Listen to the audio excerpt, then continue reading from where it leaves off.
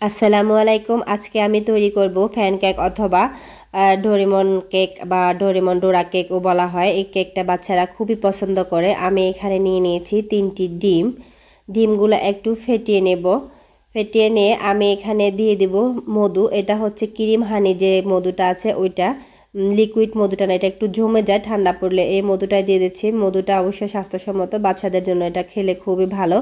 মধু না থাকলে শুধু চিনি দিয়ে করতে পারেন। আমি 1 টেবিল স্পুন দিয়েছি মধু আর 2 টেবিল স্পুন দিয়েছি চিনি, সাথে দিয়ে দিয়েছিলাম 1 টেবিল স্পুন তেল আর সাদা তেল, আর দিয়ে দিয়েছি 1 টিস্পুন এটা ভ্যানিলা এসেন্স ছিল, সাথে সামান্য 1 চিমটি লবণ দিয়ে সবগুলো একসাথে একটু ফেটিয়ে মিশিয়ে নিয়েছি। সাথে দিয়ে দিয়েছি আমি 2 কাপ রেগুলার কাপে ময়দা আর দিয়ে দিয়েছি 1 কাপ লিকুইড মিল্ক। থাকলে অবশ্যই লিকুইড মিল্ক দেবেন। আমি গুঁড়া দুধটা দিয়ে দিয়েছি 1 কাপ আর পানি দিয়ে ডোটা তৈরি করে নিচ্ছি।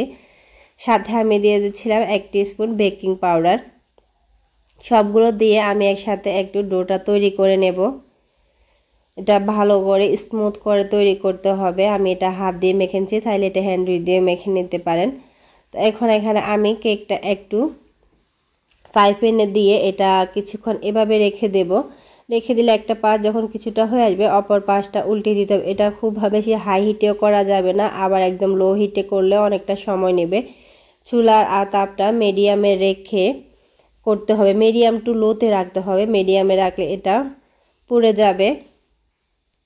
একটা কেক আমি ভেজে দেখে দিয়েছি, আর একটা কেক আমি তৈরি করে দেখেছি। এই কেকের ডোটা তৈরি করার পর সাথে সাথে তৈরি করবেন না। সাথে সাথে তৈরি করলে হবে কি পিঠাটা খুব বেশি ফুলবে না, বা এরকম যে একটা যে আমার এই ডোটা আমি প্রথমে যে পিঠাটা তৈরি করছি এটা সাথে সাথে তৈরি করে ফেলেছে, আর এটা আমি আধা ঘন্টা রেখে তারপর এটা আমি তৈরি করেছি। আর যদি সময় থাকে অবশ্যই ডোটা রাত্রে তৈরি করে নর্মাল ফ্রিজে রেখে দিলে সকালে যদি এরকম কেকটা বানান সেক্ষেত্রে কেকটা বেশি সুন্দর হয়, বেশি ভালো লাগে। আমি এই ডোটা একটু রেস্টে রেখে তারপরে তৈরি করেছিলাম, আর প্রথমে যেটা আমি তৈরি করেছি সেটা কিন্তু আমি রেস্টে রাখিনি, সাথে সাথে করেছি। তো একটা সাইড হয়ে গেলে একটা সাইড উল্টে দিতে পারে। দেখুন এই পিঠার ভিতর ঝালিটা যে কি রকম হয়েছে একটু রেখে দেওয়ার কারণে, মানে ঝালিটা এই দিকে আর ওই দিকটা দেখা যাচ্ছে, একটা পাশ থেকে আরেকটা পাশ দেখা যাচ্ছে, এরকমটা হয়েছে। তো অবশ্যই খেয়াল রাখবেন যাতে ডোটা তৈরি করে এটা আধা ঘন্টা রেস্টে দিতে পারেন। আর যদি হাতে সময় না থাকলে তাহলে তাড়াহুড়া করে বানিয়ে নিলে একটু সুন্দরটা কম হয়, তবে রেখে দিলে আমার কাছে মনে হয় বেশি ভালো হয়। একটা পিঠ যখন হয়ে যায় অপর পিঠটা একটু ছেঁকে নিলে হয়ে যায়।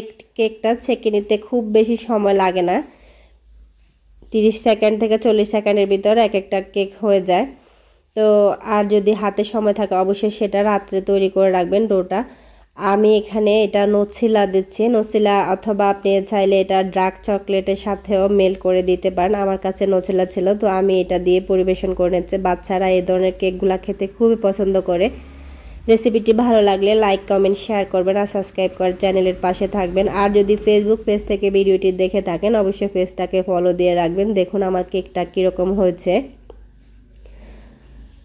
আমি এটা ডিটেলসটি একদম ভেঙে ছড়ে পুরোটা বুঝিয়ে টিপস সহ শেয়ার করেছি। আশা করি আপনাদের ভালো লাগবে। ভিডিওটি দেখার জন্য ধন্যবাদ। আল্লাহ হাফেজ।